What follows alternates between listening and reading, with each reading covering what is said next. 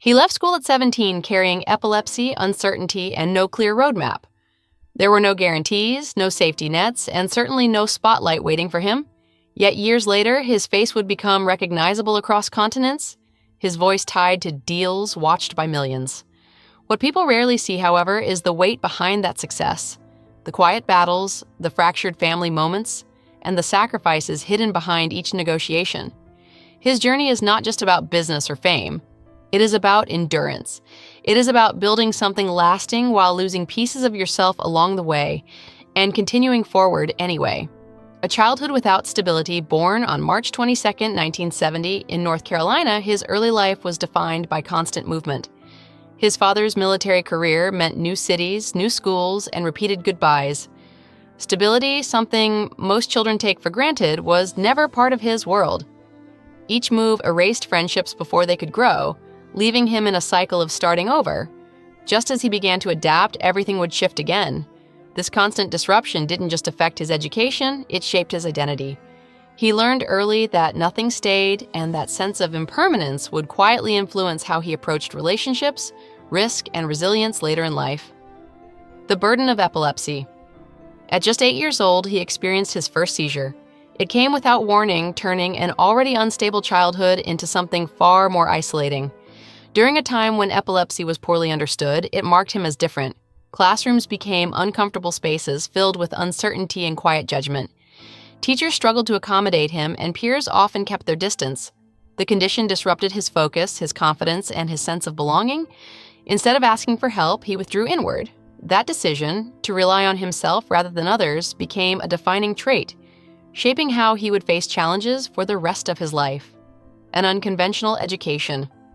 While traditional schooling failed to provide consistency, he found refuge elsewhere, in books.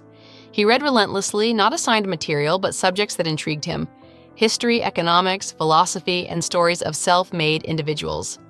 This self-directed learning became his foundation. Without realizing it, he was building a mental toolkit far more practical than any structured curriculum could offer him. He wasn't memorizing for exams. He was learning to understand systems, people, and value. This unconventional education gave him an edge later in life. It taught him how to think critically, how to question assumptions, and how to see opportunities others overlooked.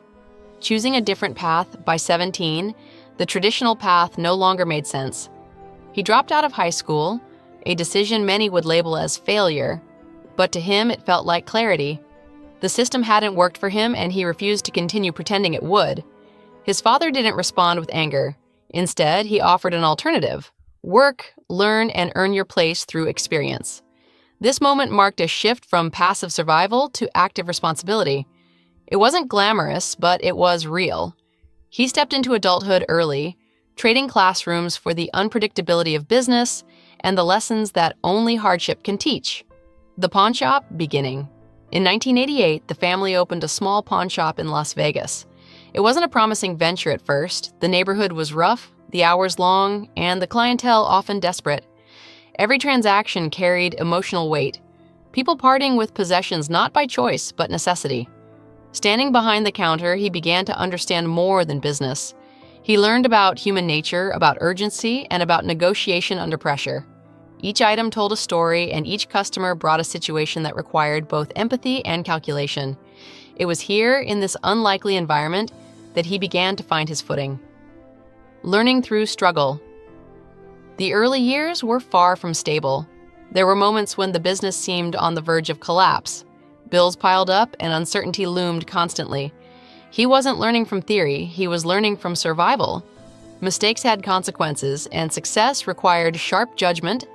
Over time, he developed a keen eye for value, studying everything that came across the counter: coins, antiques, collectibles. He treated each item like a lesson.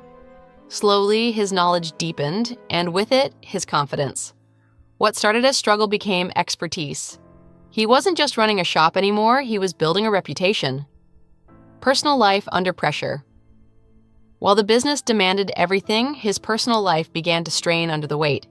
He married young and started a family, hoping to create stability he never had. But long hours and financial stress took their toll.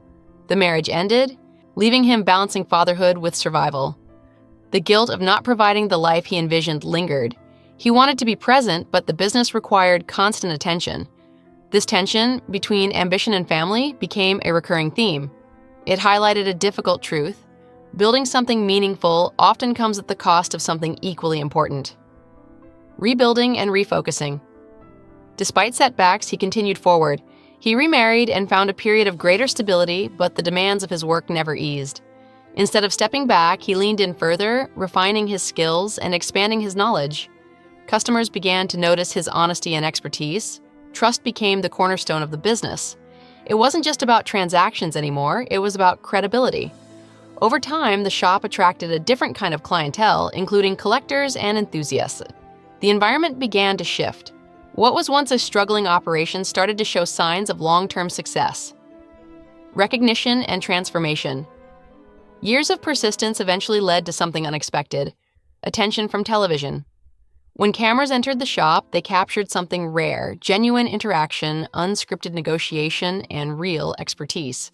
Audiences connected with the authenticity. What had been built over decades suddenly reached a global stage. The success seemed sudden to outsiders, but it was anything but. It was the result of years of quiet effort, failure, and refinement. The spotlight didn't create him, it revealed him. And with that exposure came new opportunities along with new pressures and expectations. Conclusion: the true cost of success. Behind the visible success lies a more complicated reality. The journey was not just about building a business or achieving recognition. It was about enduring loss, navigating uncertainty, and making difficult trade-offs. Every milestone came with a cost, often paid in time, relationships, or personal peace. Yet through it all, one thing remained constant: persistence. His story is not a simple narrative of success. It is a reminder that resilience is rarely glamorous, and that the path to building something lasting is often marked by sacrifices no one else sees.